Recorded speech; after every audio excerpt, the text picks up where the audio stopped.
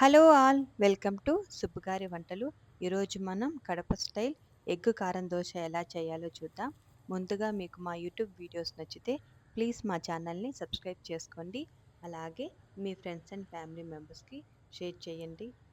First కారం prepare చేసుకోవడం కోసం ఒక మిక్సీ జార్లో నానబెట్టిన ఎండుమిరపకాయలని అయితే వేసేసుకుందాం.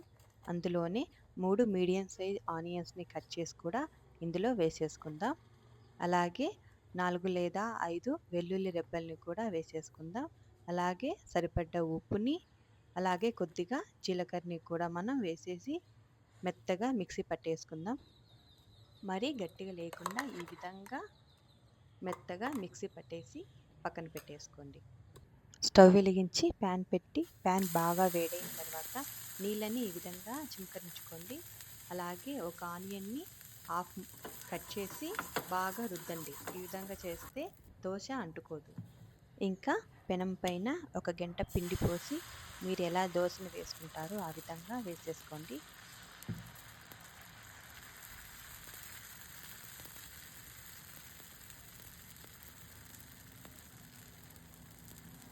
లైట్గా దోశ కాలుతూ ఉన్నప్పుడే మనం ముందుగా ప్రిపేర్ చేసి పెట్టుకున్న కారాన్ని కూడా వేసేసి దీనిపైనే ఎగ్గును కూడా పగలగొట్టి వేసేయండి.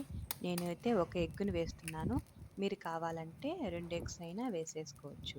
గ్యాస్ని మీడియం ఫ్లేమ్లోనే పెట్టుకొని మనం దోశని ఎర్రగా కాల్చుకోవాలి.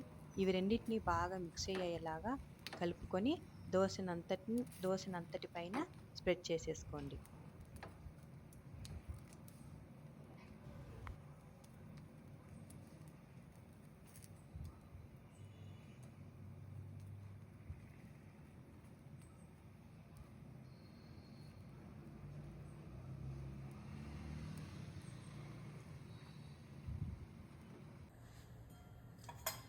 దోశ అంచుల చుట్టూ మధ్యలో నూనెను వేసుకొని 2 నిమిషాలు మీడియం ఫ్లేమ్లో దోశని ఎర్రగా కాల్చుకుందాం.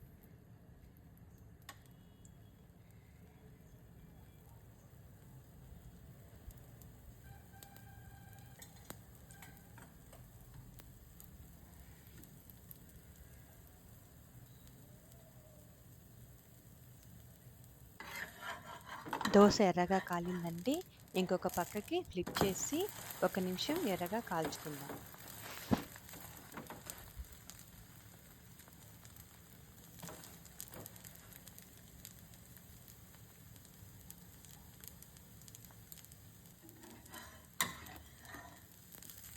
మరీ మాడిపోకుండా ఈ విధంగా ఎర్రగా కాల్చుకోండి.